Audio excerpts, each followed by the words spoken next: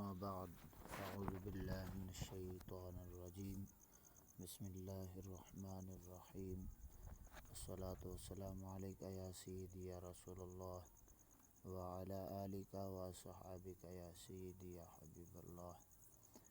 سامعین گرامی، سوال ہمارے نبی صلی اللہ علیہ وسلم کی کچھ خوبیاں بیان کیجیے۔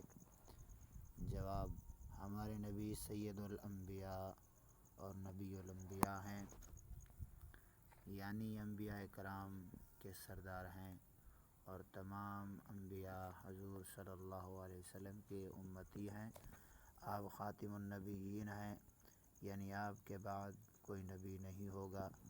جو شخص آپ کے بعد نبی پیدا ہونے کو جائز سمجھے وہ کافر ہے۔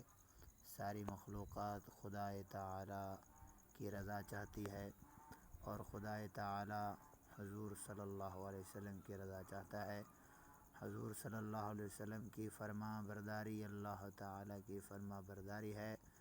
زمین و آسمان کی ساری چیزیں آپ پر ظاہر تھیں۔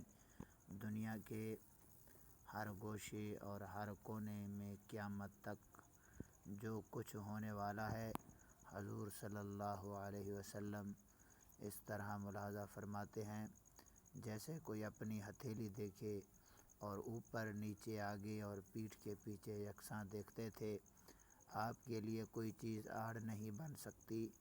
حضور صلی اللہ علیہ وسلم جانتے ہیں کہ زمین کے اندر کہاں کیا ہو رہا ہے۔ خشوع جو دل کی ایک کیفیت کا نام ہے، حضور صلی اللہ علیہ وسلم اسے بھی ملاحظہ فرماتے ہیں۔ ہمارے چلنے پھرنے، اٹھنے بیٹھنے اور کھانے پینے وغیرہ ہر قول و فعل کی حضور صلی اللہ علیہ وسلم کو ہر وقت خبر ہے۔ وآخر دعوانا ان الحمد للہ رب العالمین۔